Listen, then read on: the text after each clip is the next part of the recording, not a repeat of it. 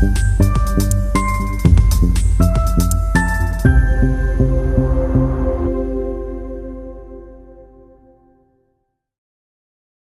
welcome to all of you for joining in this launch of the 7th Global Media Monitoring Report. I'm Sarah Spiker, Deputy General Secretary of WACC, which has coordinated the GMMP over these 30 years. We aim that what we share today is informative. We know it will be sobering. We hope it will be inspiring, renewing all of our efforts for gender equality. I want to introduce our moderator for today.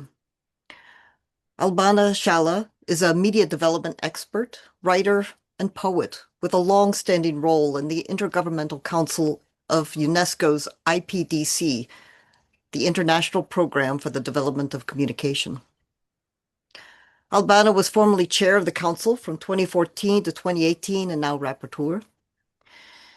Under her leadership, the IPDC launched a gender transformative approach across its work. As founder of the Carabello Books platform, she champions artistic exchange and freedom of expression. And as a GAMAG member and advisor to the International Steering Committee, she has actively supported the Alliance's efforts to advance gender equality in and through the media. Thank you, Albana, for being willing to moderate today's discussion. Over to you. Thank you, Sarah. Hello, everyone. Good morning, good afternoon, good evening, depending on where you're joining us from. I'm delighted to welcome you to the launch of the 2025 Global Media Monitoring Project Report, marking 30 years of the world's largest study on gender in news and in news media. Thank you for being with us as we unpack the new findings, share regional reflections, and discuss what still needs to change in the way the world's stories are told. It is my pleasure to invite and to introduce to you briefly Mrs. Kalliopi Mingeirou, who is currently the chief of the Ending Violence Against Women section at UN Women in New York. She will open the event, and she has been leading global initiatives, including diverse interagency initiatives on prevention of and responses to violence against women and girls in public and private spaces. She's a lawyer by training and holds an LM on public international law. And prior to joining UN Women, Ms. Mingeirou worked as a lawyer in Greece at the international level for UN agencies as well as for NGOs in the area of human rights, women's human rights, and refugee protection in several countries in development and humanitarian settings. The floor is yours, Kalliopi. Thank you so much, Madam Chair, and dear partners from the World Association for Christian Communication and the Global Alliance on Media and Gender, distinguished speakers, journalists, colleagues, and dear friends. It is a real honor to open the global launch of the 2025 Global Media Monitoring Project, and to do so at a powerful moment, on the eve of the Human Rights Day, and as we reach the close of the 16 days of activism against gender-based violence. This timing matters, because how women and girls are represented in the media is not only a question of visibility, it is a question of rights, safety, power, and accountability.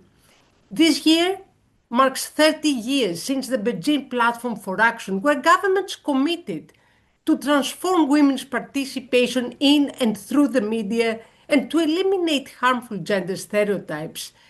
3 decades on, the 2025 GMMP shows us how unfinished this promise remains. Since 1995, as we heard before, the Global Media Monitoring Project, led by WACC and its extraordinary global network, has given us the most consistent evidence we have on gender in the news. UN Women is proud to be a long-standing partner in this dedicated analysis of gender-based violence in the news, including for this edition through our EU-funded ACT to End Violence Against Women and Girls program. The findings being launched today are sobering indeed.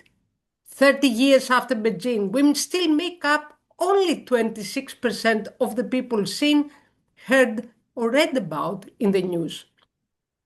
Gender-based violence appears in fewer than 2 of every 100 news articles, despite affecting 1 in 3 women globally.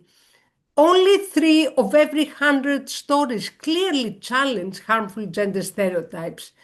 Separately from that report, earlier today, UN Women also released a new report on how digital violence is impacting women in the public sphere, activists, women human rights defenders, and crucially, journalists.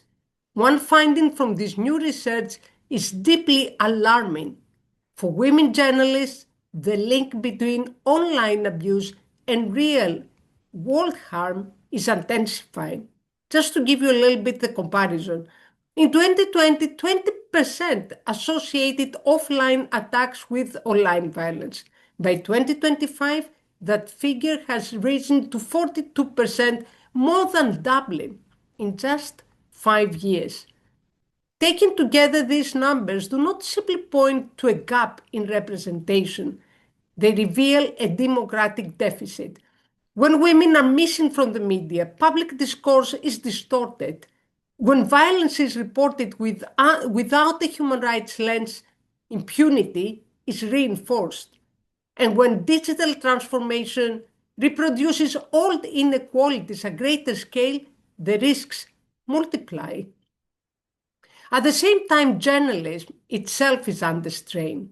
From digital disruption, artificial intelligence, shrinking trust, and rising backlash against gender equality. And yet, at this fragile moment, ethical, survivor-centered, rights-based journalism has never been more essential. That is why UN Women is investing in strengthening how gender-based violence is understood and covered, supporting journalists and media professionals to report with accuracy, responsibility, and care. Today's findings make clear that this work is not optional, it is urgent. This launch is also a moment of collective reflection and action.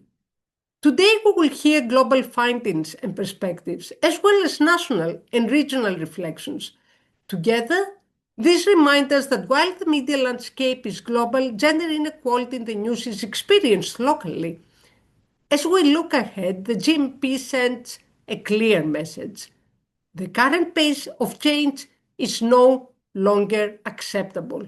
Digital transformation without gender justice will only deepen inequality. And we already know what works. As we mark Beijing Plus 30, this report is both a wake-up call and a roadmap. So today, on the threshold of Human Rights Day and the 16 days comes to a close, our call is simple. To media leaders, commit to time-bound targets for parity. To journalists and editors, challenge violence, stigma, and stereotypes. To digital platforms, close, not widen the gap into whose voices are heard. And to all of us, continue to demand accountability. Without women's voices, there is no full story, no fair democracy, and no shared future. UN Women is proud to stand with WACC, the GMMP network, and with journalists across the world who continue to change the narrative from their side. Thank you so much for your partnership.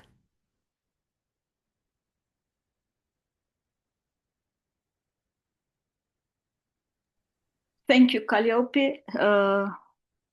Thank you for setting the stage so powerfully.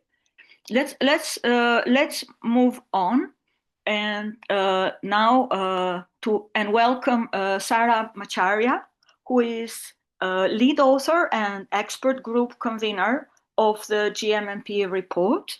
I think you all know Sara in her incredible effort to carry this through. And let's hear what are the key findings of the 2025 GMMP. Shala, the floor is yours. Bonjour tout le monde, buenos dias, compañeras y compañeros. Hello, everyone. I see a lot of network partners in the room. It is indeed a privilege and delight for me to present the report of the Global Media Monitoring Project, 30 years since the project was launched. So on behalf of the Worldwide Network, I thank you for joining us today. So watching the world's news is what we do at the GMMP. Ours is a feminist critique of news content grounded in empirical evidence gathered systematically every 5 years since 1995. So to all the GMMP watchers in the room and those who are able to join, those who are not able to join, thank you. So 83% of countries in the world with 97% of the global population have taken part in one or more GMMP studies. We are cautious to ensure that the sample in any edition reflects the diversity of nations and news media systems worldwide. In the next 20 minutes or so, we will discuss the key findings from this 7th edition and takeaways. But first, a preamble on our history. The first GMMP took place in January of 1995. It arose out of a need expressed by women communicators for hard evidence or data on women's place, roles, and participation in the news. Behind this was a frustration with the widespread lack of respect for the dignity of women in mainstream news media. And media monitoring was identified as one of key strategies with a potential to democratize media. So later that year in September, there was the 4th UN World Conference on Women in Beijing, where media was recognized as one of 12 critical areas that needed to be addressed to advance women's rights and achieve equality. So the platform also recognized media monitoring as one of the strategies. Then the next GMMP was held in 2000 and every 5 years since.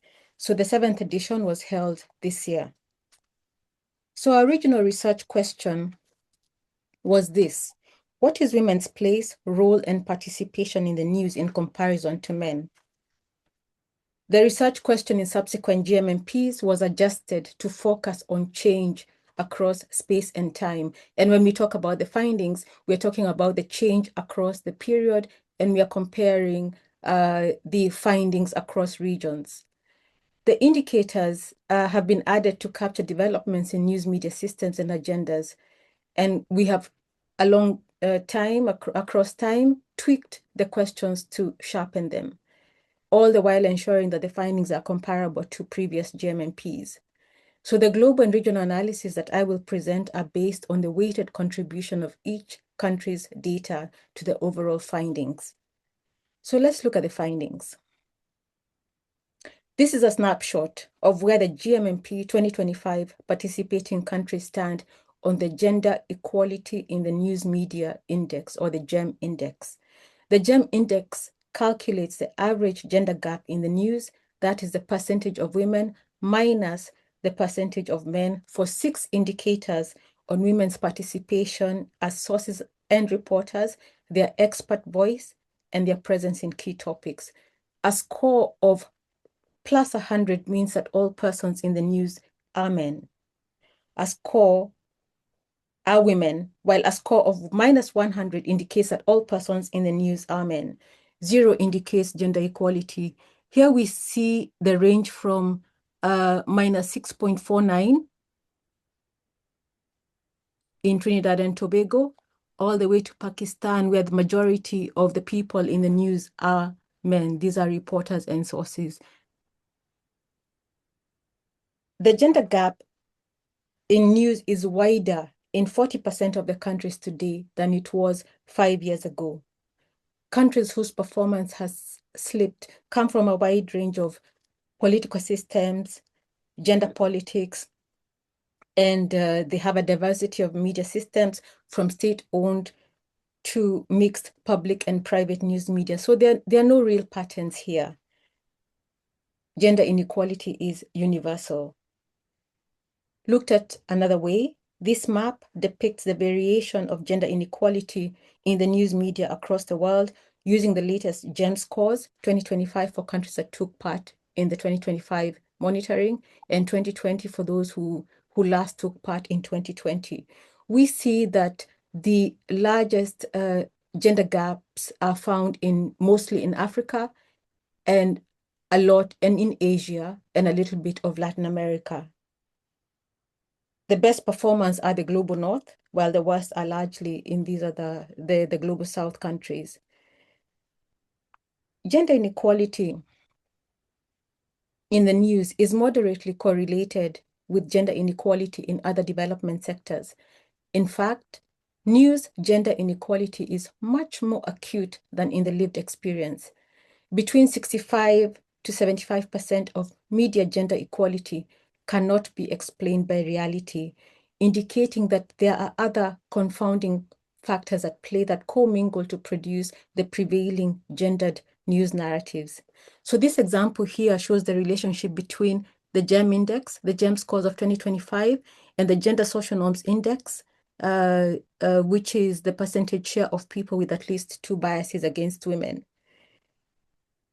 70% of this relationship, for those who work with statistics, 70% of this relationship is explained by factors that are not clear, similar to statistical tests done with other indices, such as the Gender Inequality Index and also the Gender Development Index, meaning that there is something else baked into the news culture at the bedrock of journalism that works to accentuate inequality between women and men in mainstream news. 30 years ago, the report of the first GMMP called for a shift in coverage beyond the male-dominated realms of politics and economic power. Not only has the hierarchy of hard news or androcentric notions of public importance persisted in legacy media across time, it has also crossed over into digital outlets. So digitalization has not brought about a radical break from the patriarchal norms of traditional journalism. Instead, it continues to reinforce and amplify a news hierarchy that privileges spheres and issues centered on power and privilege, that is, those dominated by men. And the challenge then remains to dismantle this hard news bias and integrate more intentionally, one, spaces and issues of greater concern to women, and two, to enable visibility and voice to women who are present in traditionally male-dominated spaces. Following a slow and steady rise in women's share and visibility and voice in the news, progress began flatlining in 2010. And this is a trend that continues to date. Of the people seen, heard, or spoken about in print and broadcast news, only 26% are women today. This statistic presents a 9-point change in 30 years, with the latter half of this period contributing only 2 points. In stories dedicated to, outlets online or those published on dedicated news websites, women's presence is marginally higher at 29% presently. So we see a 4-point change across 10 years since 2015. People from minority backgrounds, and this is something else that we have included in the GMMP, this is identifying whether people are minorities based on race, ethnicity, religion, etc. They make up 6 out of every 100 persons seen, heard, or spoken about across traditional and digital news worldwide. And the likelihood that a woman in the news is part of a minority group is less than 1 in 10. The slow but sure improvement in women's presence, there was a question in the chat about what's the explanation for progress.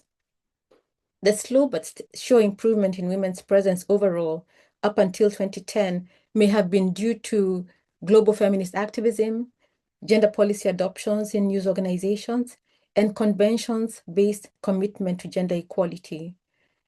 So this conclusion draws from explanations in other sectors as to why gender gaps were closing during the same period. All 4 media types have converged and flatlined to a level far short of parity, signaling a glass ceiling. Once a baseline of visibility was achieved, the motivation for fundamental structural change appears to have dissipated.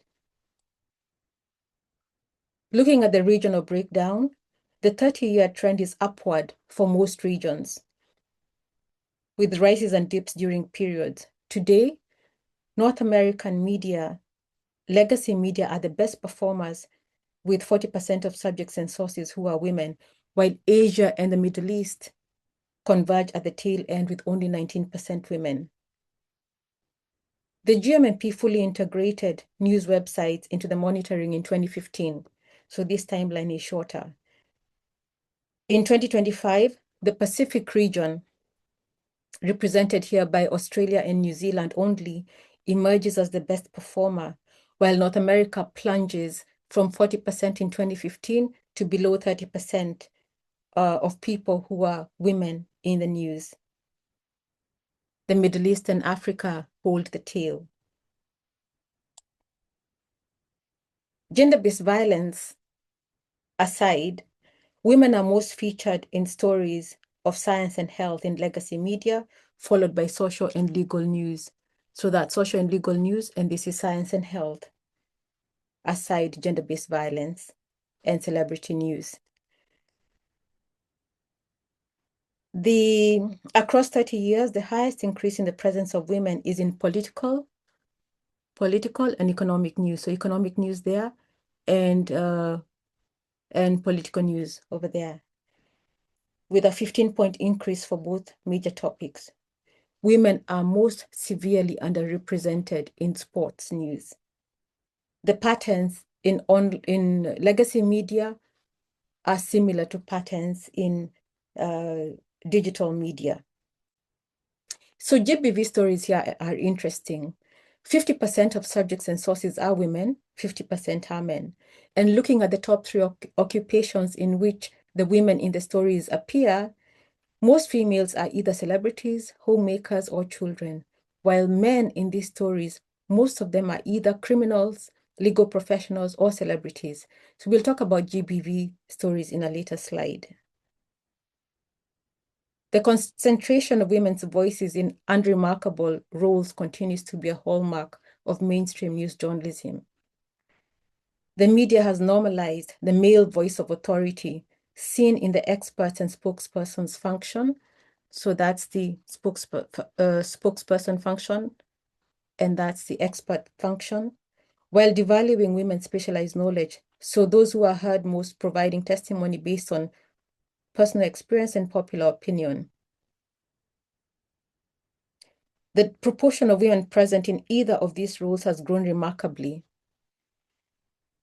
across the decades, representing double-digit rises for both function types. At the same time, the gender gap in experts and spokespersons has closed at a slower pace. So this suggests a system that has learned to incorporate women's voices without redistributing authority.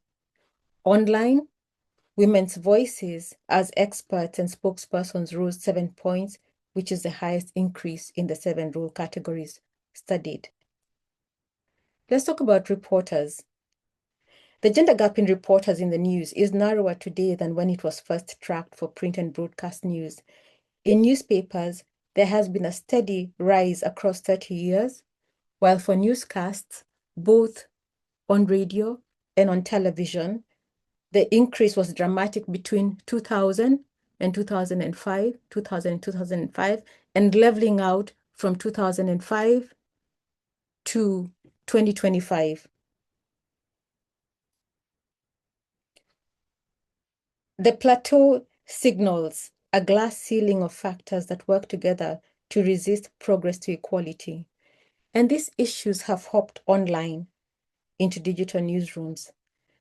In digital media, the statistic has hovered between 42% and 43%, signaling that the challenge is not the medium, but it lies in the underbelly of the news system. With regard to women's inclusion as reporters, there's a general uptick across the globe in legacy news, but flatlines and regressions in online news.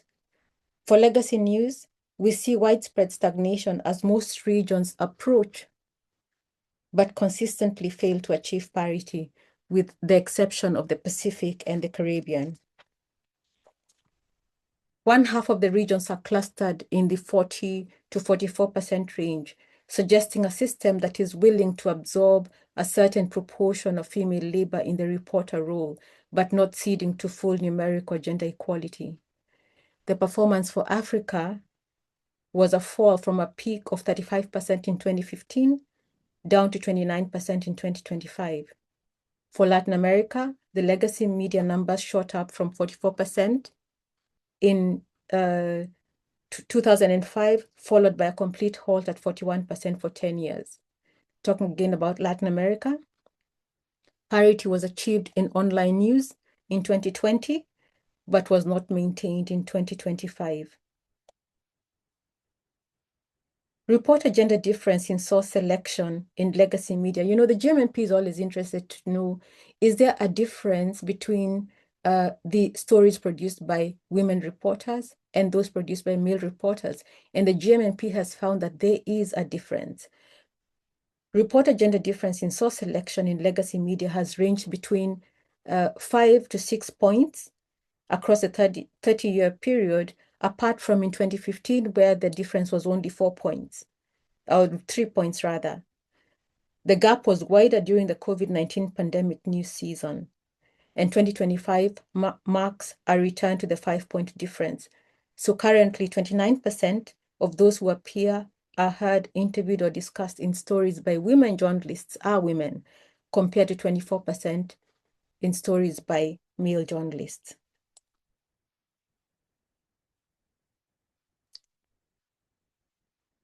So even in digital, I think I'll go back a bit, even in digital news outlets, women online reporters consistently select 9 points more female subjects and sources than their male colleagues.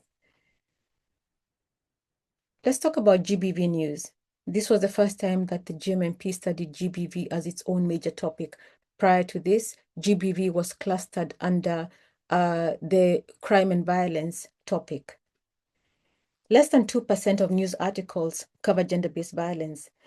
This low count is at odds with the serious nature of GBV, affecting 1 in 3 women and girls worldwide. In GBV news, it is the male voice of authority that prevails. Men are far more likely to be voices of authority in the articles compared to women. Women appear more as ordinary people giving eyewitness accounts, personal testimonies, and popular opinion.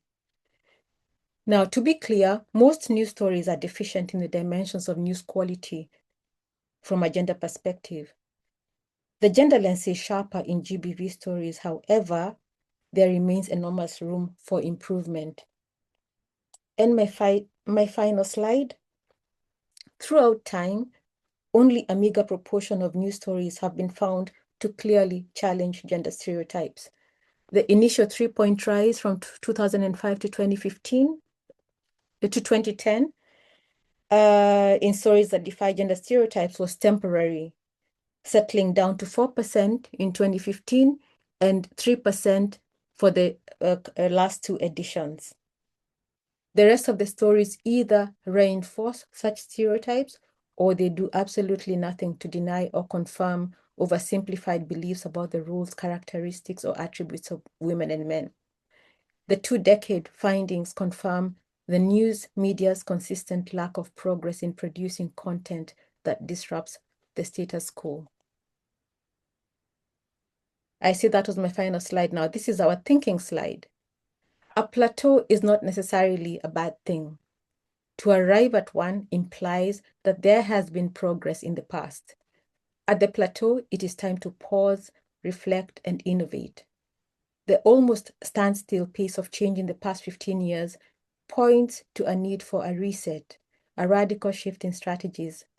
Recycling old approaches will no longer do, and it is unlikely to break through an inertia that has persisted since 2010 on most of the gender in news indicators.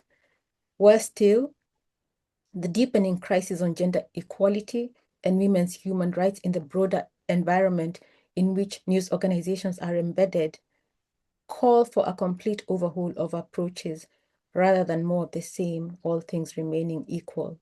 So my co-speakers will debate what this radical path forward could entail.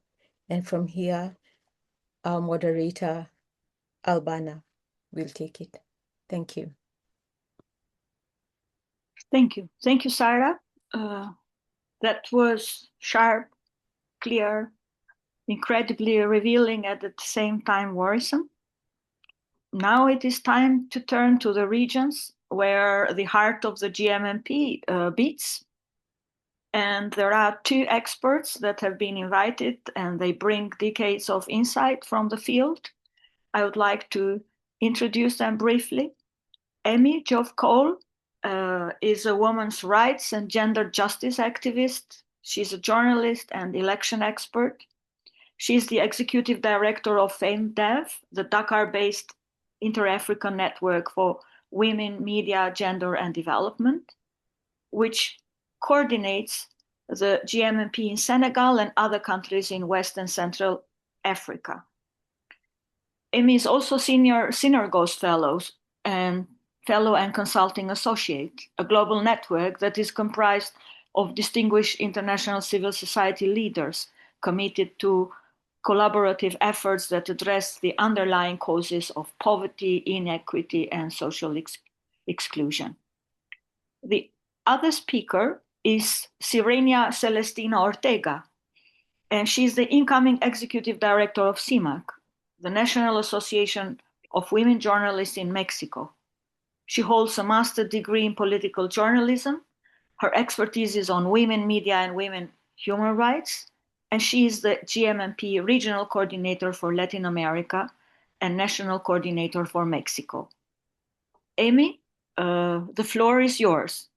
Thank you for being with us. Thank you very much, Albana. Good afternoon from Dakar, Senegal. Bonjour tout le monde. And good morning in other parts of the world, or good evening. I'm actually not too surprised by the results, because the media is the mirror of society and therefore reflects the reality of our societies. For me, what's particularly striking is the fact that despite decades of global and regional commitments, the Beijing Platform for Action on Women and the Media, regional protocols, policies and programs in different countries in Africa, the pace of change on the continent has been very slow. Even though there has been an increase of women in some newsrooms, we know that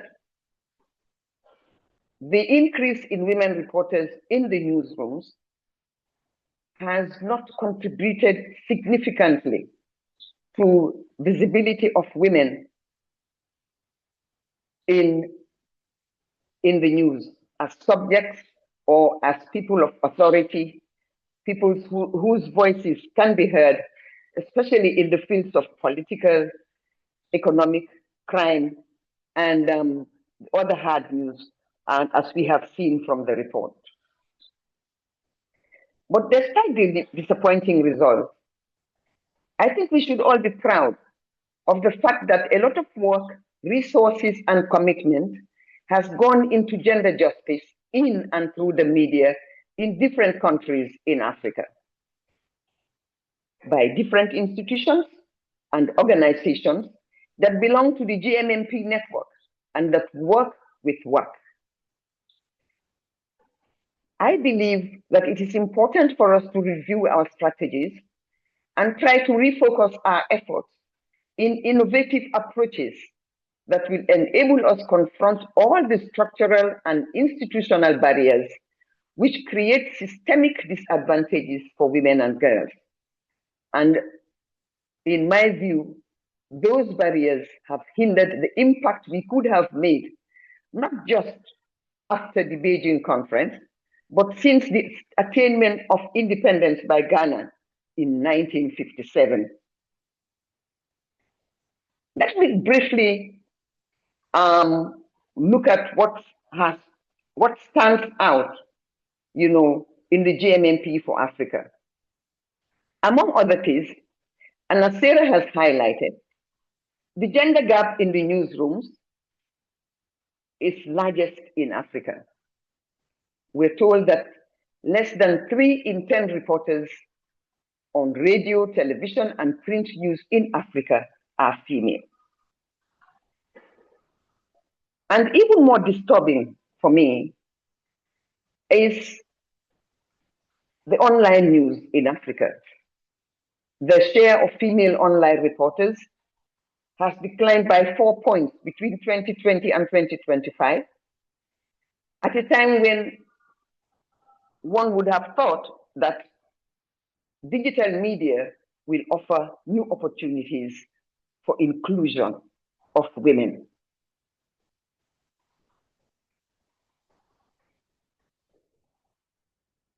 We also know that at the global level, as highlighted in the report, and I think it also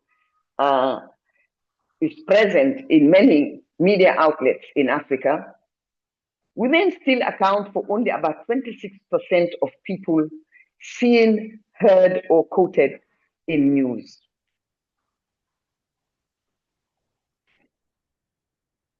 With regard to the coverage, the report has also showed us that issues that are so important in our daily lives, violence against women and girls, they still remain insignificant. Fewer than 2 in 100 stories globally cover GBV. And even when a female journalist reports it, the likelihood a woman is the subject is slightly higher, but still well below the level of parity. In looking at the report, I'm inclined to say that we must focus on some of the difficulties we've encountered as far as structural transformation is concerned.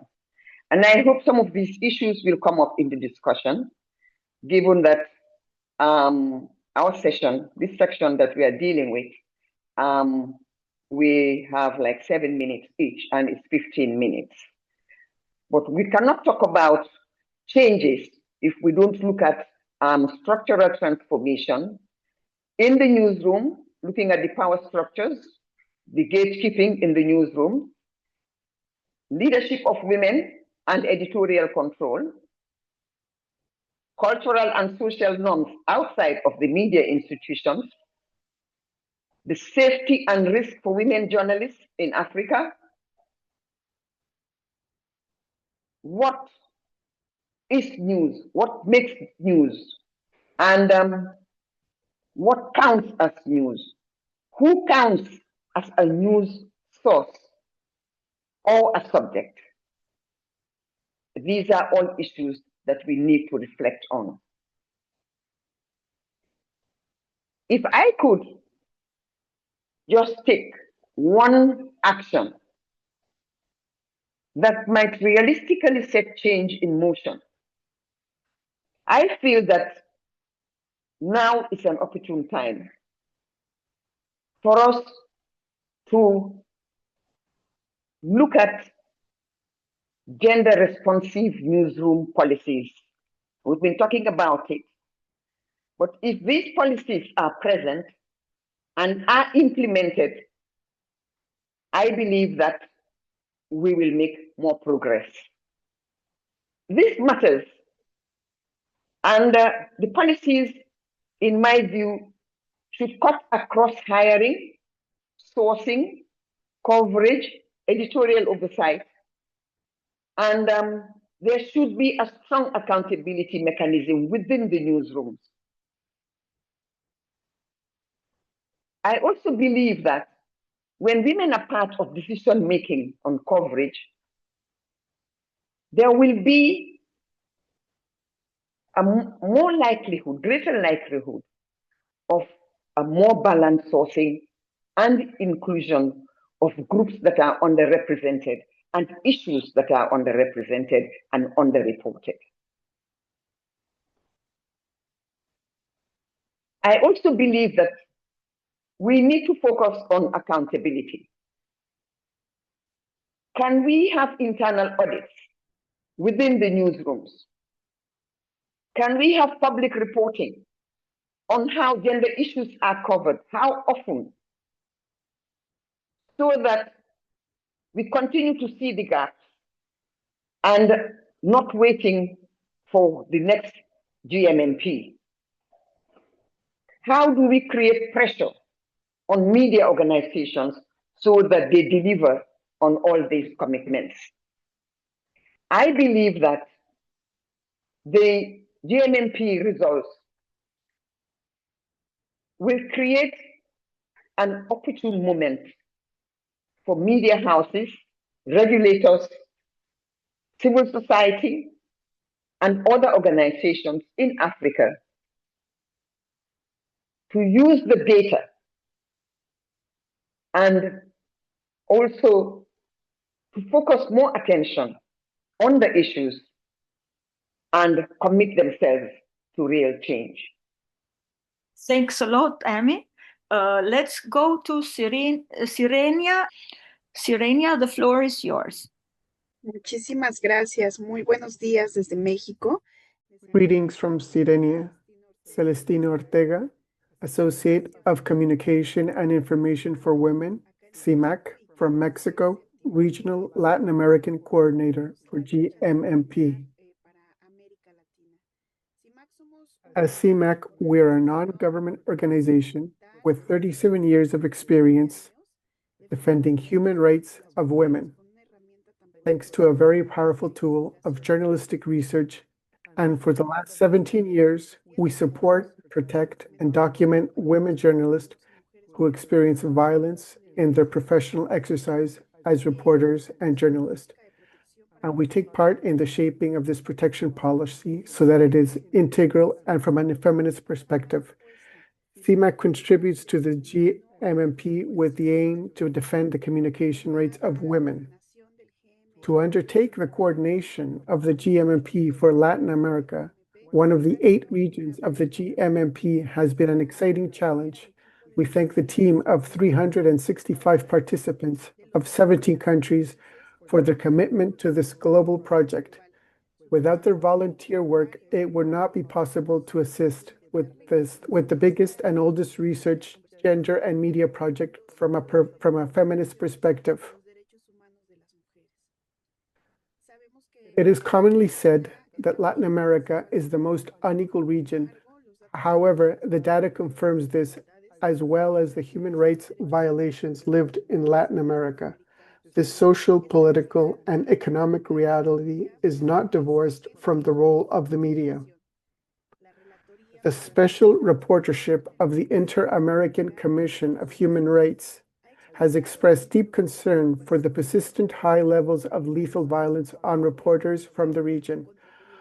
Other attempts to inhibit the work of media include the stigmatization of female and male journalists.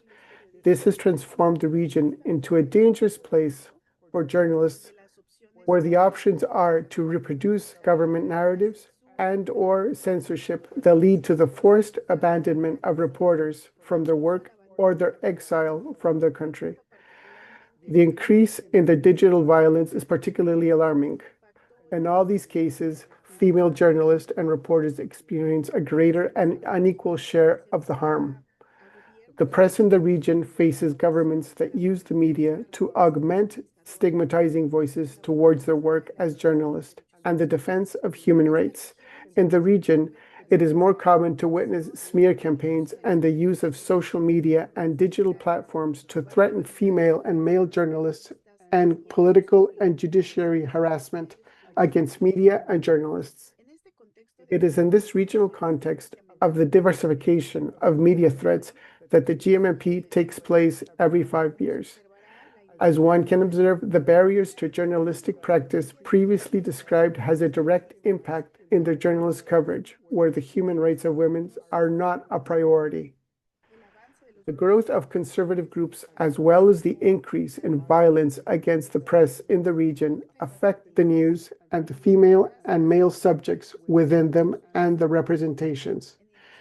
In previous editions, reference has been made to the transformative role of women in the news. However, increased violence against women also has its consequences in their possibility to provide information.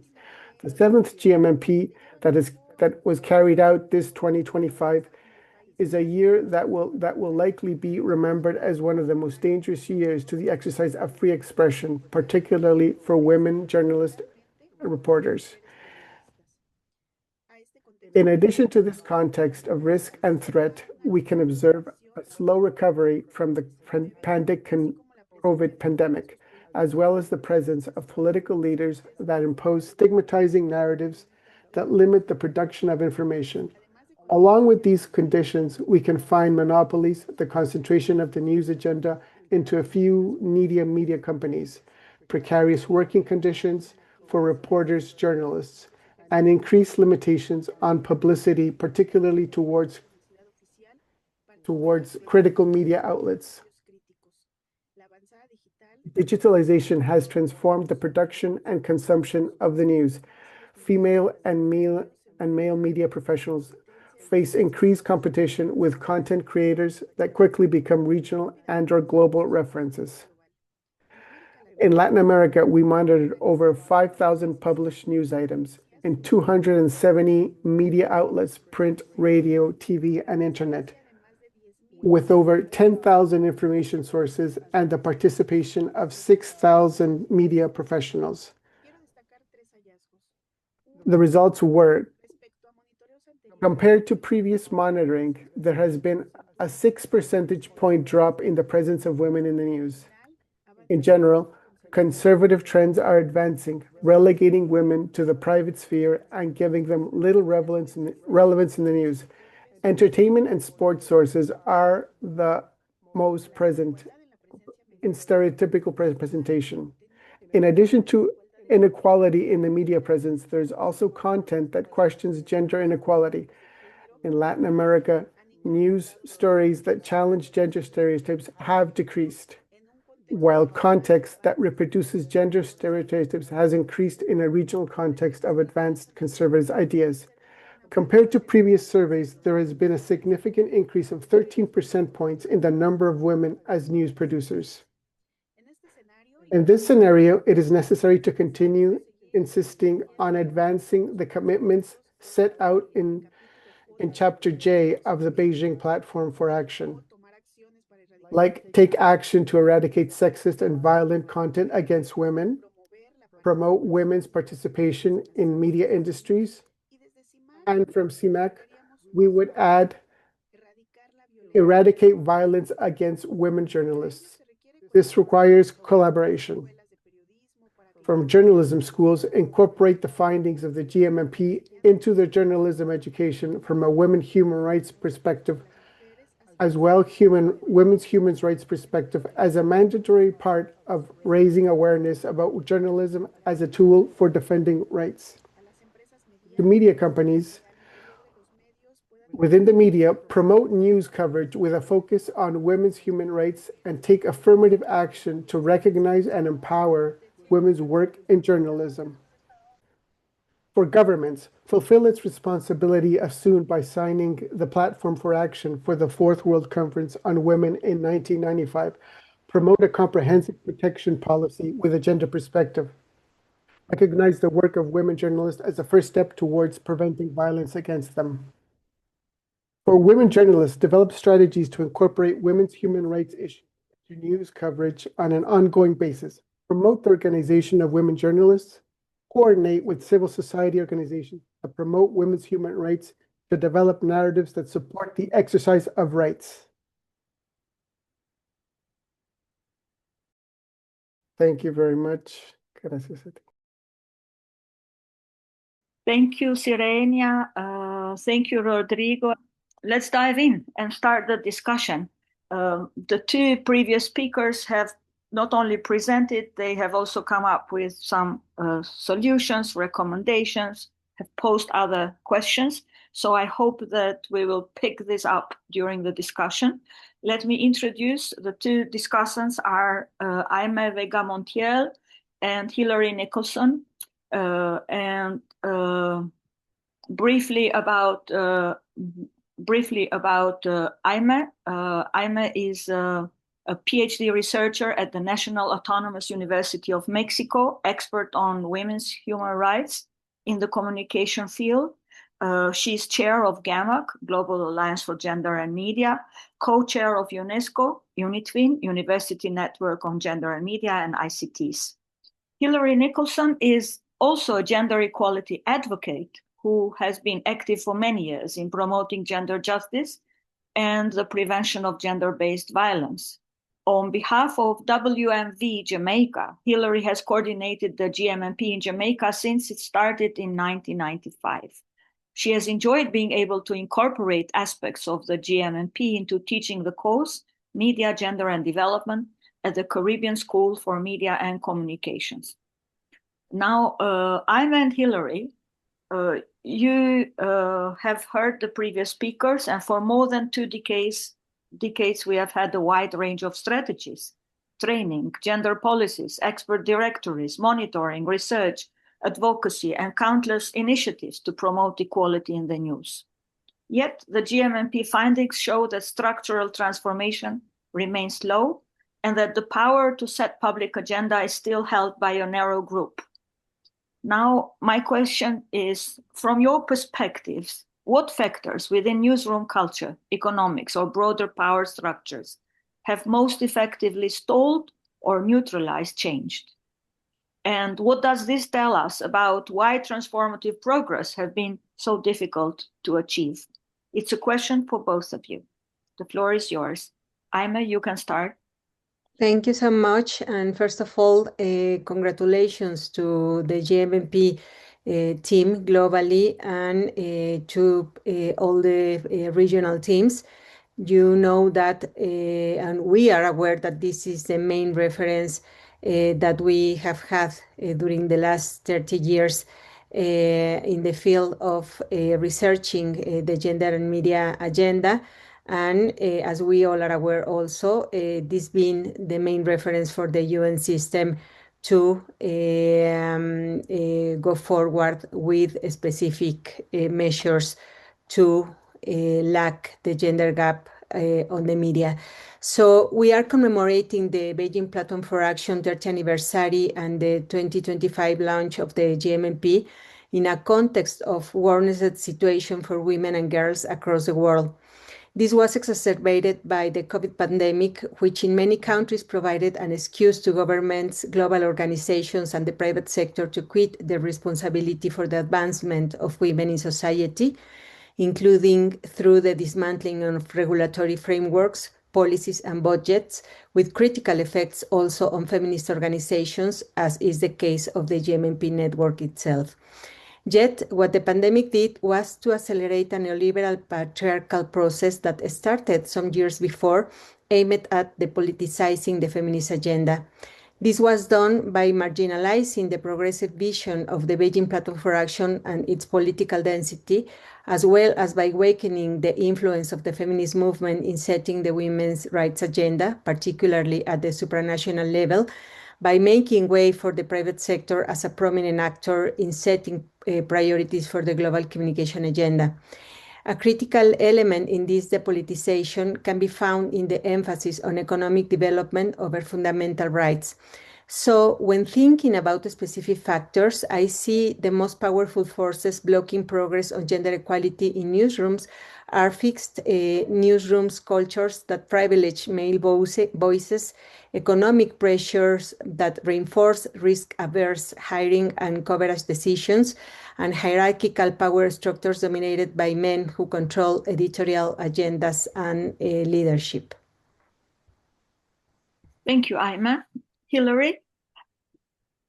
In order to save time, because we want to go into the open question and answer, I want to say that I agree with many, many of the critical reasons that have been identified already, and reasons why progress has been stalled, identified by Emma, by Serenia, by Amy. Power structures are the hardest of all to dismantle. So, and when we talk about transformative progress, we cannot, we won't reach progress unless we can dismantle the existing hierarchies of power and our power fixated news value systems that other speakers have already highlighted. But I think that one possible opening is the fact that we are seeing that women as politicians, we are seeing more women in stories on politics and economics, but I bring that in later. The biggest problem that affects us is the power hierarchies throughout the industry, but way beyond the industry. Because media conglomerates, which influence media output, are committed to profit, not to equality, much less gender equality, not to the fundamental principles of ethical journalism, which are accuracy, fairness, and inclusion and non-bias. So we have a big power structures to dismantle. And we're operating in a worldwide landscape of increased political conservatism and weakening of civil society. Thank you. Thank you very much, Hilary. To pick up on that and also on what I'm raised, the GMMP was launched before the social media era and before the digital became so pervasive in the lives of news audiences and in the industry. Today, in 2025, artificial intelligence is all the rage and a two-edged sword. It can help, but also can harm. In particular, when it comes to representation patterns that AI may amplify. We deal with it every day. What opportunities do you see to harness AI power? What cautious should those wanting to integrate AI as a tool for change, what they should be aware of? And how do we make sure that AI and new technologies don't widen the gap, as many, also the previous speakers have been calling for? Please share your thoughts, Aime, and also Hilary, if you feel you want to contribute to this question. Yes, of course. I think that while the digital ecosystem and the artificial intelligence in particular have made the problem more complex, the original discussion still runs around power, inequality, and discrimination against women. What about the digital realm? Following Anita Gurumurthy, the digital social organization must be understood by feminism as a new phase of capitalism, one that restructures social and economic processes through data-driven digital intelligence. The digital, as a contemporary techno-paradigm, seems aligned with a deeper and more troubling trend for gender justice, especially in the developing world. The age of intelligence is proving to be the age of centralization, consolidation, and monopolization of the market economy. Therefore, feminist thought and action must deepen its critique of technology. In this vein, digital technologies, including artificial intelligence, have been presented to us as the new paradigm that this time will resolve problems that neither states nor societies have solved regarding gender equality. However, this is not happening. On the contrary, they have exacerbated gender equality. Technologies are not neutral spaces, but the spaces mediated by power, which perpetuate inequality between women and men. Technology is male-dominated and a patriarchal territory, which explains why inequalities are reproduced and reinforced there. Instead, if we recognize that technology is not neutral, that it is shaped by the power relations that produce and use it, we will likely have better chances of making AI tools to promote equality and non-discrimination. My point is this: for technology to work, structural changes must be made to promote human rights. At this juncture, my invitation is to make technology, as Jody Bachman suggests, a mechanism committed to these rights. In this context, AI is already reshaping journalism, and when applied thoughtfully, it can be a powerful ally for advancing gender equality in news media, but it also carries risks that need careful navigation. So opportunities to harness AI's power include, from my perspective, elevating women's voices, safety and protection tools, training and education, content analysis for bias detection, and streamlining investigative work. And also, from my perspective, challenges and risks include algorithmic bias, transparency and accountability, surveillance concerns, over-reliance on automation, digital divide. So I think that to ensure AI advances gender equality in news media, organizations should prioritize gender equality design, ethical frameworks, capacity building, and collaborations. Thank you, Aima. It is a lot of food for thought, and it's good that this session is all being recorded, so we can continue the conversation further. There is also another question that we have prepared, also given the fact that given the pervasive online harassment of women journalism as a mechanism to silence women on top for posing serious safety concerns. So the question is, what can be done so that news organizations take seriously their duty of care for their female staff, those reporting in the field and those also on online newsrooms? It was already mentioned by a previous speaker that we need to focus, as we have been trying for a long time, but we have to continue to encourage media organizations, media houses to incorporate and implement gender policies. Gender policies relate to the news industry itself, the media, the internal functionings of the media house, as well as the output. Some organizations have developed gender policies, but as happens so very often, policies and legislations and guidelines are not necessarily implemented.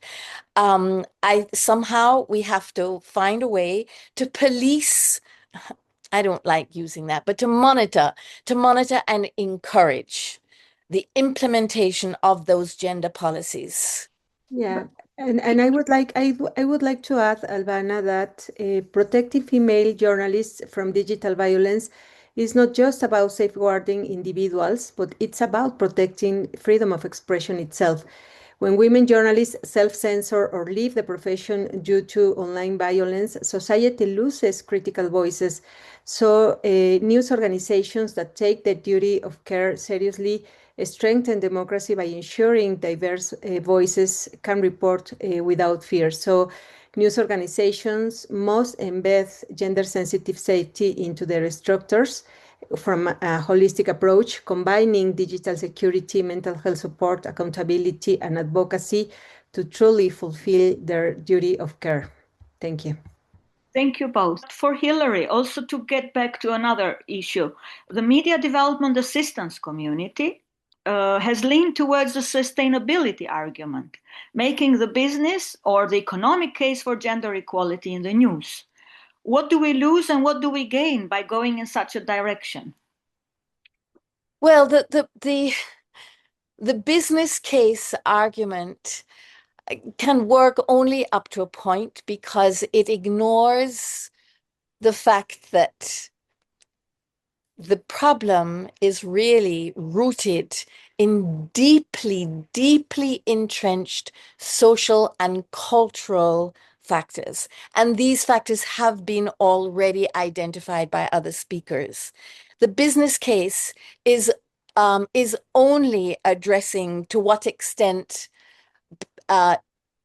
profit can be gained from gender sensitive or gender equality reporting or gender just reporting.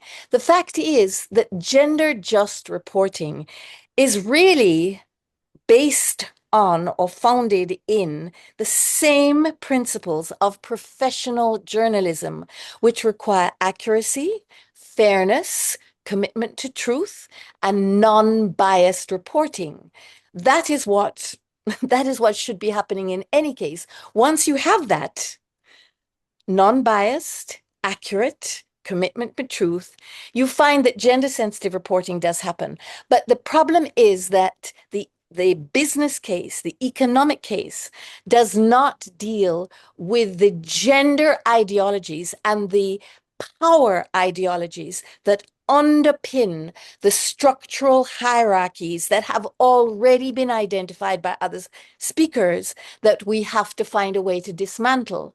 And so the business case is really not adequate if we are really going to achieve change, because real progress, transformative change, requires the dismantling of the power hierarchies. Thank you. Thank you, Hilary. I would like to get on board also Amy and Sirenia for a question that basically again leads to the future, and based on all your regional and global experience, and aware that the GMMP projections shows that equality in news voices is still decades away, what in your view would be the most strategic action you believe that could genuinely accelerate change towards gender equality in the news? It's a question for the four of you. I think Hilary has been hitting on one all the time, but please, it's an opportunity for the four of you to respond to this. What would be the most strategic action that you believe could genuinely accelerate change? Briefly, I think that this moment that we are in, with the findings of the GMMP, and also looking at everything that has happened after the Beijing conference in 1995, and looking at the socio-political context on Africa, where you have political instability, coup d'etats, undemocratic governments, in some countries, restriction on the media, little freedom of expression, no respect for human rights. I mean, girls are still out of school, you know. Educational curricula does not respond to all the issues that we are talking about. We are preparing young girls for the future. We are preparing young women for the future. We are discussing all these issues. But you don't go to any school, neither kindergarten or primary or even high school, where gender issues are in the curriculum. Because all the subjects that are taught in the schools are examination oriented. And if you don't get that certificate, whether it's O levels or school leaving certificate, you cannot go to the university. You cannot go to technical training institutions. It means you cannot get a job in your country. So I think we need to reflect on everything. Sarah mentioned it, that the issues we are talking about cut across all other development issues in our countries. So there has to be a strong linkage between what we're talking about as far as the media is concerned, and also what is happening in our countries, whether it's politics, women's political participation, or other sectors. I would like to briefly say that for me, this moment is an opportune moment. The GMMP findings, I think, should be seen within the context of growing digital media, which we cannot control, pressure from the civil society, and also the issue of online safety. And I think if we use the findings to beef up some of the activities that we have been doing, and at the same time reflect on other activities that will address the gaps that we have identified in the report, I think we'll be able to make an impact. The other issue I want to raise before I finish is that we need to see how some news organizations on the continent can adopt, robust gender equity policies within the newsrooms. But we need to put in place mechanisms for accountability. We cannot just give funding, and which some funders are also guilty of, to newsrooms for them to have a gender policy and we don't monitor. There is no accountability mechanism. There is no reporting mechanism. So this is an issue that we need to look at. Issues of capacity building and also safe digital practices should be within that policy that deals with gender within the newsroom. I think that what we require is more than goodwill. I think we've been counting on goodwill for a long time.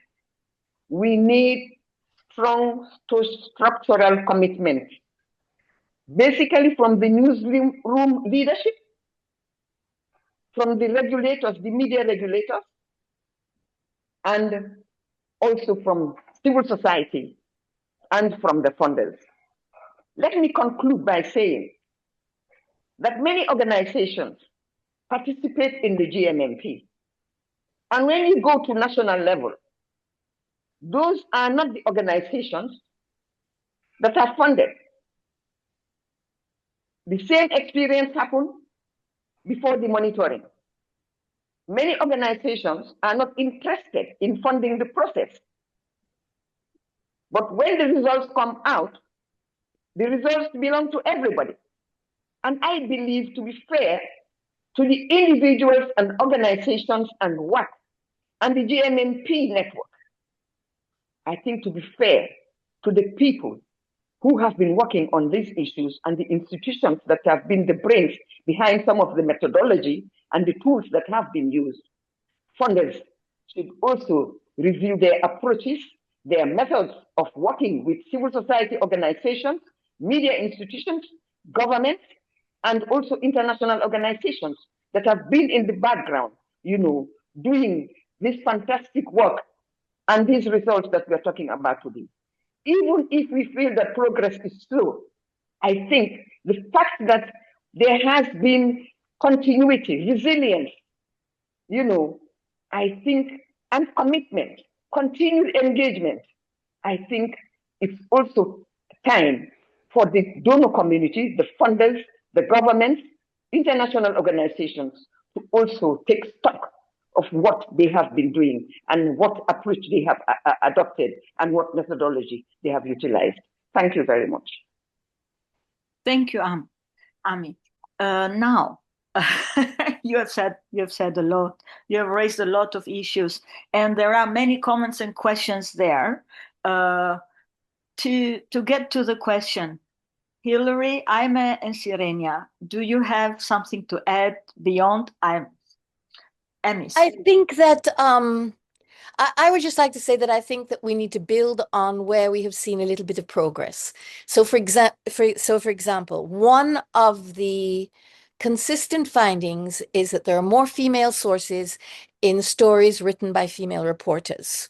And Amy Jufa has just been talking about newsroom culture. So we must find ways all around the globe of supporting and encouraging women to enter the news industry as reporters. And we need more women in leadership in newsrooms, because we do see that that makes a difference. And we've seen that there is consistent more female voices in those female reporters' stories. I do not know whether this really is going to be a consistent finding in online news, because we're not seeing that quite so clearly in the digital space. But the other area is just there is more visibility for women. Women are definitely more visible in most parts of the world in the online space. And I think that we have to find new ways of engaging with the producers of online news content. It cannot be the same way that we have traditionally engaged with producers of news content in traditional media, or legacy media, as we call it, TV, print, radio. We've got to find new ways to engage with producers online. Thank you. Thank you. Aima? Yes, I think adding to what my colleagues have proposed, I think that in light of the risks facing the progress achieved, I believe it is strategic to uphold the Beijing Platform for Action and the principles guiding the recommendations of CEDAW, the Belém do Pará Convention, the Istanbul Convention, and the agreed conclusions of CSW 47 and 68 on media and ICTs as a roadmap for the future. In particular, I think that efforts should focus more on regulatory mechanisms in these industries at national, regional, and international level. What it's been demonstrated is that news media corporations are resisted, even opposing their structures to the improvement of gender equality. And we have seen during these years that auto-regulatory mechanisms are not enough to advance in the path that we all are committed to. So I think regulation from the state is key for the advancement of women within these sectors, not only in terms of representation, but also in terms of participation and access of women at all levels of the news industry, especially in decision-making on communication policies with broad guarantees of their labor rights. So, and finally, I would like to bring forward GAMAG's proposal for a new gender pact in media and digital communications, which include news media, conceived as a roadmap for a contemporary agenda on women's human rights and the media. I am aware that we are out of time at this session, but if you would like to know broadly about it, we have developed some ideas about this new gender deal that are already uploaded at the GAMAG website. Thank you. Thank you, Aima.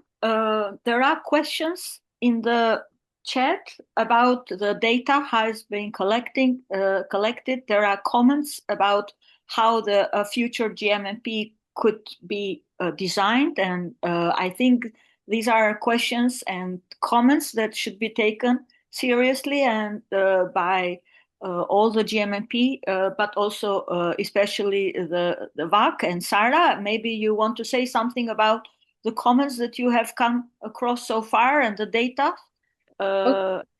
Okay, so I will be very brief. The methodology, please download the global report, and there's a whole explanation there on how we collect the data, how we analyze it, and how the calculations are done on the weighting. So please do download the report. Thank you. I would like to thank everyone that has been engaged by writing, by commenting, by speaking here, by sharing views very thoughtfully. And I want to thank all the speakers for their powerful contributions. And let's continue working for media that truly represents the world we live in. And certainly do keep sharing all of this important information on social media to our email address. We need to continue to collect these ideas so that the next GMMP in 5 years shows a much greater response. Thank you to everyone.